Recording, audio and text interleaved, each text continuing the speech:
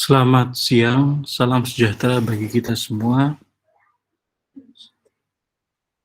Alhamdulillah kita bisa bertemu kembali dalam pertemuan yang kedua dari praktikum kimia medisinal. Sekali lagi mohon maaf kepada adik-adik sekalian karena pada pertemuan kali ini kita masih bertemu dalam bentuk video dan belum bisa melakukan kegiatan praktikum secara offline di laboratorium farmasi Unugiri. Jadi hari ini kita masih melakukan praktikum ini atau pertemuan ini secara virtual menggunakan video perkuliahan. Saya harap pertemuan ini tetap dapat memberikan informasi kepada adik-adik sesuai dengan outcome dari pembelajaran praktikum kimia medisinal yang diharapkan dari mata kuliah praktikum kimia medisinal ini. Baik, selanjutnya kita akan masuk di dalam jadwal perkuliahan, mungkin sedikit mengulang dengan apa yang saya sampaikan pada pertemuan yang lalu, di mana kita ada 14 pertemuan, kemudian ada 7 pertemuan yang dilaksanakan secara offline, yaitu di mana 7 pertemuan itu kita lakukan untuk melakukan modul-modul percobaan dari praktikum kimia medisinal, di mana modul 1 adalah penentuan parameter lipofilik, modul yang kedua adalah penentuan parameter elektronik, modul ketiga adalah penentuan parameter sterik, modul keempat adalah kita menggunakan aplikasi ChemDraw atau ChemOffice 2018, kemudian modul yang kelima kita melakukan analisis HKSA model LFR Hans, kemudian analisis HKSA model de novo Free Wilson. Pada modul yang keenam dan modul yang ketujuh kita akan melakukan latihan penambatan molekuler. Tentu saya sendiri berharap agar ketujuh modul ini dapat kita laksanakan, tapi saya harap mahasiswa juga dapat memaklumi kalau seandainya dalam pelaksanaannya 7 modul ini tidak bisa kita laksanakan secara keseluruhan. Misalnya kalau modul 1 ternyata harus membutuhkan lebih dari satu pertemuan, maka tentu kita akan dapat mengatur lagi ya modul-modul yang akan kita lakukan di dalam praktikum ini. File modul, jadi modul praktikum itu akan saya bagikan di MS Team. Jadi akan saya kirimkan di MS Team, kalian dapat pelajari file modul tersebut sebagai bekal kalian sebelum kalian melakukan praktikum pada pertemuan yang ketiga dalam rencana kita, minggu depan. Baik, terdapat beberapa alat dan software yang kita gunakan selama praktikum, yaitu ada lempeng kromatografi, pipa kapiler, penggaris, chamber kromatografi, lampu UV, spektrofotometer visible, pH meter, alat gelas, komputer dan kelengkapannya. Kita menggunakan komputer untuk praktikum yang ke-5, 6, dan 7 rasanya. 4, 5, 6, 7 ya. Yaitu mulai dari ChemOffice, kemudian HKSA, menggunakan 2 model itu, kemudian juga untuk penambatan molekular ya atau molecular docking kita menggunakan komputer dan kelengkapannya. Kemudian kita juga menggunakan beberapa jenis software, yaitu program komputer ChemOffice 2008, kita menggunakan program komputer QSAR, dan kita menggunakan program Autodoc Vina untuk melakukan percobaan molecular docking. Jadi ini adalah alat. Ini gambar-gambar alat yang kita gunakan. Yang pertama adalah kita menggunakan beberapa jenis alat gelas, mulai dari gelas ukur yang gunanya untuk ya mengambil larutan atau cairan dengan volume tertentu yang cukup besar dan tidak membutuhkan ketelitian yang cukup tinggi, kita bisa menggunakan gelas ukur. Kemudian labu ukur ini kita gunakan dalam rangka pengenceran, misalnya ketika kita melakukan pengenceran dari larutan induk kita gunakan untuk membuat larutan-larutan yang lebih kecil konsentrasinya, kita bisa gunakan labu. Khususnya misalnya digunakan untuk pembuatan kurva kalibrasi dan sebagainya, kita tentu menggunakan labu ukur ini untuk mendapatkan larutan-larutan dengan konsentrasi yang lebih kecil. Kemudian gelas kimia atau gelas beaker, ini kita sering temui, bisa digunakan untuk wadah, bisa digunakan untuk larutan, bisa digunakan untuk macam-macam. Kalian dapat cari fungsi dari gelas kimia di internet atau di sumber-sumber yang lain. Ya. Kemudian tabung reaksi, ya, tabung yang digunakan untuk mereaksikan 2 zat atau lebih, ya, dengan jumlah volume yang cukup kecil itu ya. Jadi tabung reaksi ini digunakan untuk misalnya mereaksikan zat A dan zat B, kemudian kita lihat proses reaksinya seperti apa, apakah ada perubahan warna, ataukah terbentuk gelembung, dan sebagainya. Kita amati dalam tabung reaksi. Ya. Kemudian alat-alat yang digunakan yang lain ini adalah pipet tetes ya, digunakan untuk memindahkan cairan atau larutan dalam jumlah yang, eee, kecil ya, dalam skala tetes sekitar 3 mili gitu ya, di mana, 1 mili itu adalah 20 tetes gitu ya misalnya. Jadi kita gunakan pipet tetes, jadi hanya digunakan untuk dalam skala tetes, jadi kecil sekali. Kalau seandainya dalam jumlah yang lebih besar, kita tidak bisa menggunakan pipet tetes karena itu akan mempengaruhi pada ketelitian dari proses praktikum kita gitu. Makanya kita seringkali menggunakan jenis pipet yang lebih teliti, yaitu pipet volume misalnya ya, di mana pipet volume ini digunakan untuk memindahkan cairan atau secara spesifik larutan dalam volume tertentu ya. Karena pipet volume ini digunakan, eee, untuk memindahkan cairan dalam volume tertentu yang sudah ditentukan masing-masing pipet volume ini memiliki, volume yang sudah ditentukan, misalnya 10 mili, berarti dia hanya digunakan untuk memindahkan larutan dalam volume 10 mili ya. Kita tidak bisa memindahkan larutan dalam jumlah 8 mili dalam pipet volume 10 mili, ya, karena dia memang sudah didesain untuk jumlah larutan dengan jumlah mili tertentu ya, jumlah volume tertentu ya, 10 mili, 20 mili gitu. Tapi kalau seandainya kita pengen memindahkan larutan, dengan, skala yang lebih kecil, maksudnya, 24, 23, 13, 12 yang tidak bisa dicakup ya oleh pipet volume, kita bisa menggunakan pipet ukur itu ya. Jadi pipet ukur ini digunakan untuk, memindahkan larutan atau cairan dalam volume yang lebih spesifik ya. Ya, lebih-lebih dia bisa sampai 0, kan ya. Misalnya ada sampai 0,1 mili pipet volume itu.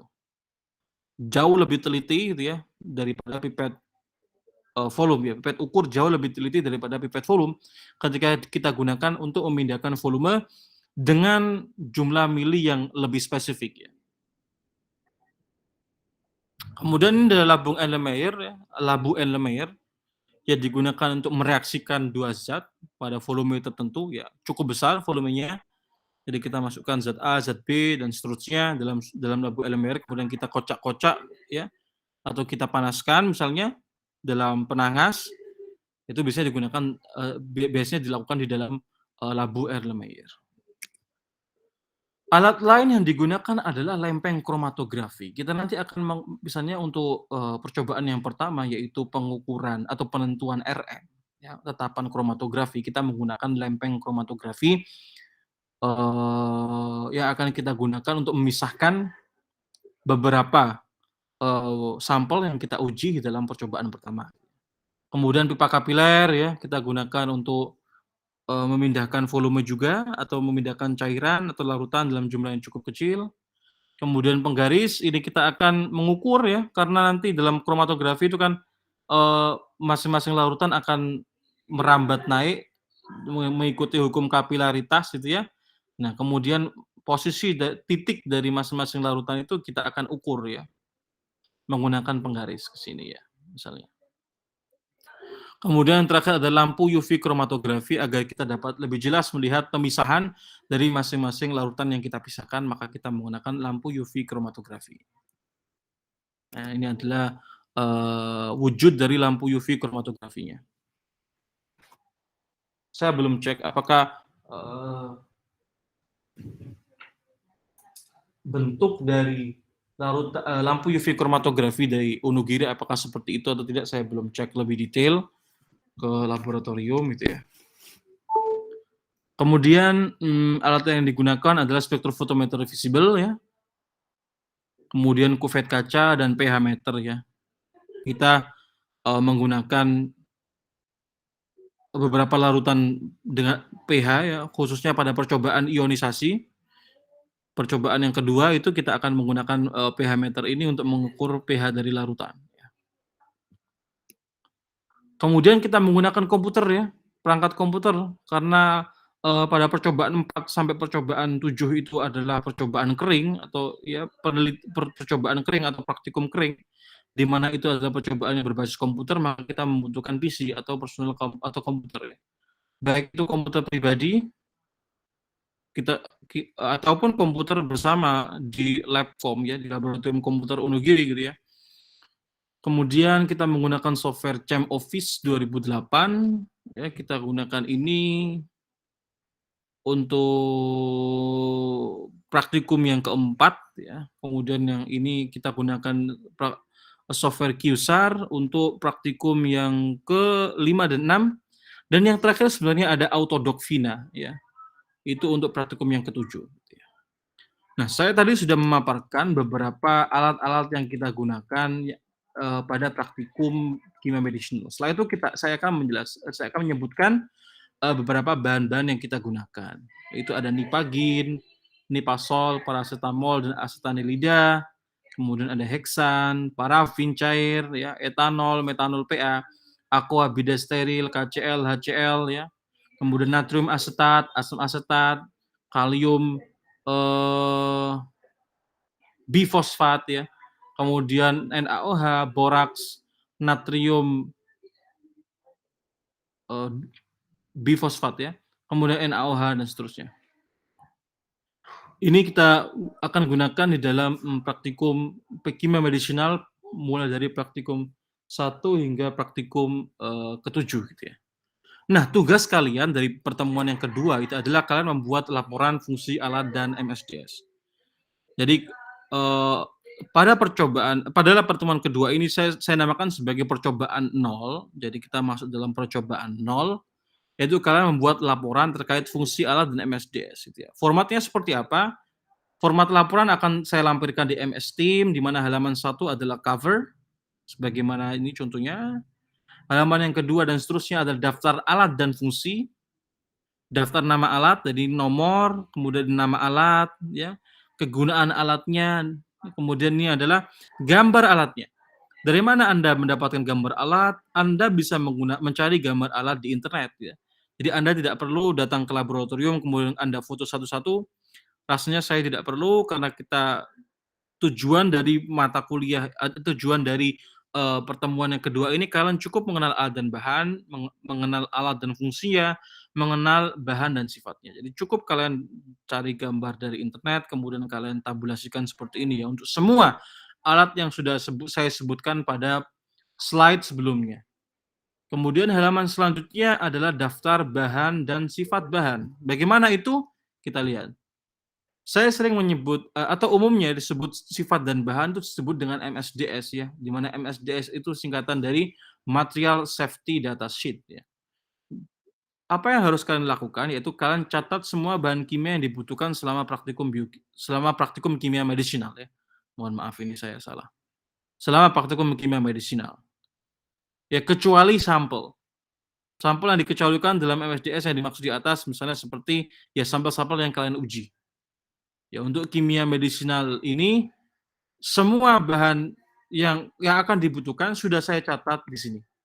Jadi kalian hanya mencari MSDS atau Material Safety Data Sheet hanya untuk bahan-bahan ini. Jadi kalian nggak perlu cari bahan-bahan yang lain, cukup bahan-bahan ini. Gitu ya. Kemudian buatlah tabel MSDS. Bagaimana tabel MSDS-nya? Seperti ini ya. Jadi ini adalah tabel MSDR atau tabel Material Safety Data Sheet. Di sini ada nama zatnya, misalnya ini adalah kalium permanganat. Di sini ada sifat fisiko-kimianya atau sifat fisika dan kimianya, misalnya serbuk kristal, larutan berwarna violet, tidak berbau, larut dalam air, kelarutan 7 gram dalam 100 gram air, dan seterusnya. Kalian akan dapatkan ini ya. Kemudian efek pada tubuhnya seperti apa, penanggulannya seperti apa. Jadi kalian melakukan tabulasi seluruh bahan kimia yang ada, kemudian kalian tuliskan sifat fisika kimianya, kemudian kalian tuliskan efek pada tubuhnya, kemudian kalian tulis penanggulangannya seperti apa. Kalau seandainya kita terlibat kecelakaan di dalam laboratorium yang melibatkan zat tersebut itu ya. Ya kalau aqueous misalnya it's okay ya. Tapi kalau H2SO4 misalnya, tentu sifatnya akan jauh bahaya kan. Dia menyebabkan iritasi pada kulit, menyebabkan penyakit paru-paru, jika asapnya terhisap, jika terminum akan merusak organ, jika kena mata dia merusak mata gitu kan ya. Maka kita perlu tahu penanggulangannya seperti apa.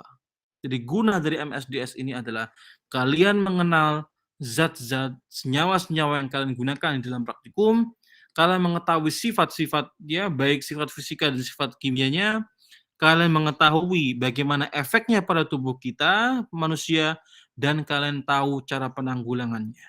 Gitu ya. Ini penting ya, dalam safety atau keamanan di kegiatan di laboratorium. Kemarin mungkin kalian sudah mengikuti juga kan, mmm, apa, kuliah webinar ya tentang, peningkatan kualitas laboratorium itu kan ya, atau tata kelola laboratorium pada beberapa minggu yang lalu gitu kan ya. Nah, bagaimana kita membuat MSDS? Kita membutuhkan referensi tentunya ya. Jadi kita butuh referensi dalam pembuatan MSDS. Dari mana? Nah, cari dari berbagai sumber di internet terkait dengan sifat bahan. Sebagaimana contoh pada gambar di samping, ini saya punya contoh data MSDS dari suatu senyawa yaitu L-triptofan ya, suatu jenis asam amino L-triptofan gitu ya. Di sini di MSDS ini atau material safety data sheet itu sudah ada semua identitas dari senyawa tersebut. Misalnya ini adalah sinonimnya sudah ada. Chemical formula. Jadi rumus formulanya seperti apa. Kemudian potential acute health effects ya. Potensi dari bahaya terhadap kesehatan secara akut seperti apa. Misalnya slightly hazardous in case of skin contact. Jadi dia hanya sedikit bahaya ketika dia berkontak dengan kulit. Eye contact irritant, dia menyebabkan iritasi pada mata kalau seandainya dia berinteraksi dengan mata. Or digestion ya. Or inhalation. Jadi pernapasan atau pencernaan. Jadi dia sifatnya iritan, sedikit iritan bagi penglihatan dan sebagainya. Kemudian potensial ya, chronic health effects. Ya, efek terhadap kesehatan secara kronis seperti apa? Misal dia mutagen terhadap bakteri dan ragi ya, dan seterusnya. Ini kan akan dapat semua informasi terkait sifat material dan bahaya dari material di Material Safety Data Sheet atau MSDS ini. Nah, pada file tersebut tadi biasanya sudah memuat semua informasi terkait sifat bahan, potensi bahaya bahan, hazard identification, dan teknik penanggulannya seperti apa. Umumnya artikel berbahasa Inggris. Jadi gunakan kata kunci atau kata pencari berbahasa Inggris kalau kalian cari di internet. Kemudian tambahkan PDF. Contohnya glucose.msds.pdf.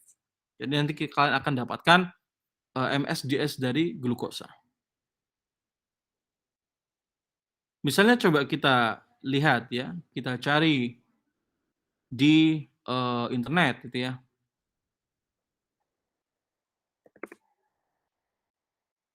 Ini ada MSDS dari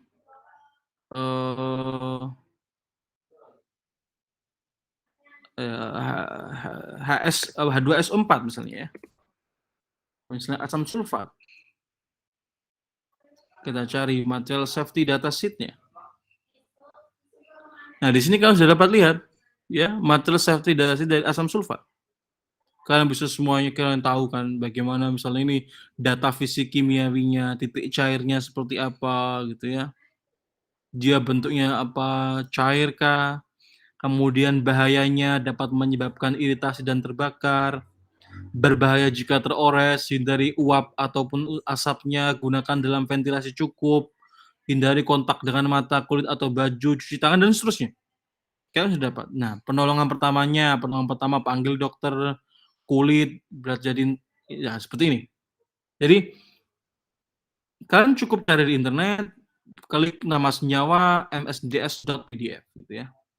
Atau kalian pengen tahu yang lain, misalnya kita cari ethanol misalnya ya. MSDS PDF.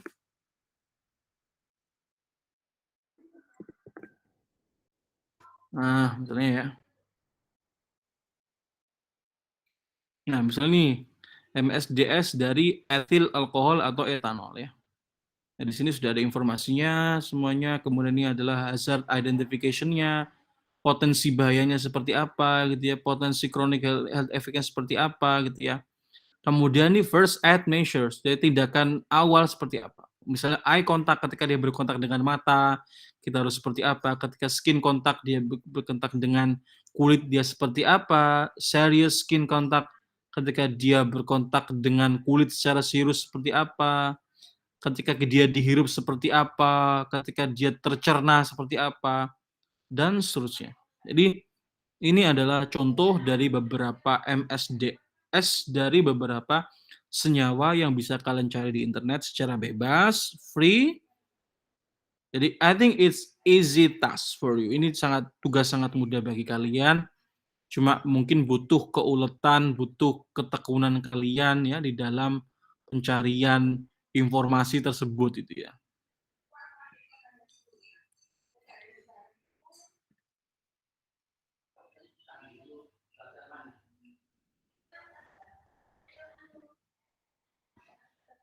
Nah, setelah itu persiapan praktikum percobaan 1, nanti gimana percobaan 1 kita adalah kita penentuan tetapan kromatografi atau RM ya. Kita akan menentukan tetapan kromatografi dari beberapa sampel. Modulnya akan di-share di MS Team, saya akan share ya di MS Team modulnya. Kemudian pelaksanaan praktikum akan diawasi oleh laboran dan dosen pengampu. Jadi karena tidak ada asisten praktikum, maka langsung diawasi oleh laboran dan dosen pengampu ya. Pembagian kelompok akan dilakukan oleh laboran. Laporan sementara dikumpulkan pada laboran dan digunakan sebagai syarat untuk mengikuti praktikum ya. Kalian sudah saya beri modulnya, kalian bisa coba susun laporan sementaranya seperti apa. Kemudian pretest akan diberikan oleh laboran dan soal dari dosen pengampu. Jadi nanti laboran akan memberikan pretest, kemudian dosen pengampu akan menyampaikan, dosen pengampu yang membuat soalnya. Gitu ya. Kemudian teknis laporan praktikum akan disampaikan oleh laboran secara langsung. Pada pertemuan 10-12 akan ada ujian teori atau praktek tentang masing-masing praktikum secara online. Jadi kita akan menyelenggarakan ujian teori atau ujian praktek tentang praktikum yang sudah kalian jalani pada pertemuan sebelumnya, ya, secara online. Untuk percobaan 1 atau pertemuan yang akan datang, ini masih saya akan koordinasikan dengan Mbak Nisa, karena kebetulan pada pertemuan yang akan datang, tanggal 8 Oktober 2021, saya berhalangan untuk hadir karena saya ada kegiatan di Surabaya. Jadi tentu, kalau seandainya jadi praktikum percobaan 1, jadi kita akan praktikum percobaan 1. Kalau seandainya tidak jadi, ya kalian tadi sudah saya berikan tugas untuk mengumpulkan laporan percobaan 0 yang isinya fungsi alat dan MSDS bahan yang akan digunakan pada praktikum ini. Jadi kalau seandainya minggu depan kita belum bisa melakukan praktikum karena mungkin Mbak Nisa sedikit berat kalau seandainya kita laksanakan sendiri, laksanakan sendiri, maka kita tidak ada pertemuan untuk minggu depan, cukup kalian mengumpulkan laporan percobaan 0 sesuai dengan format yang saya berikan di MS Team. Kalau seandainya memang ada percobaan 1, berarti memang ya kita akan lakukan percobaan 1 sesuai dengan jadwal yang ada gitu ya. Dan kalian tetap mengumpulkan laporan percobaan 0 ya. Sebelum jadwal praktikum tanggal 8 Oktober 2021.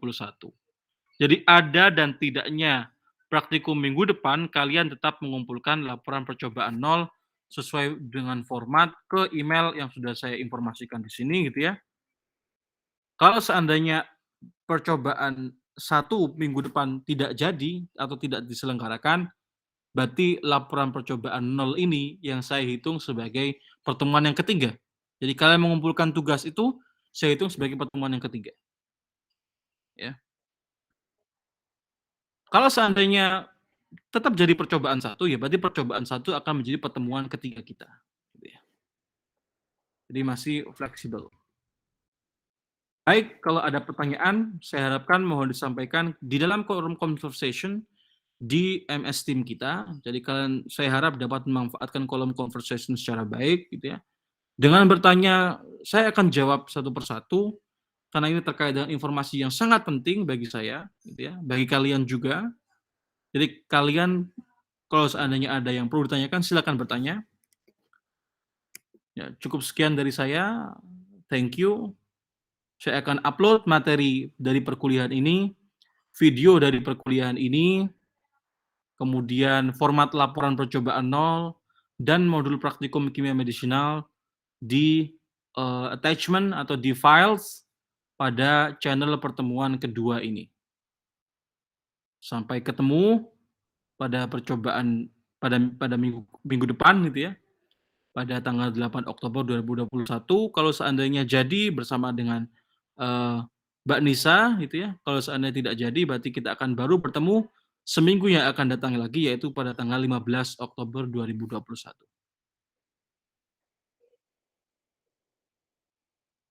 Mhm.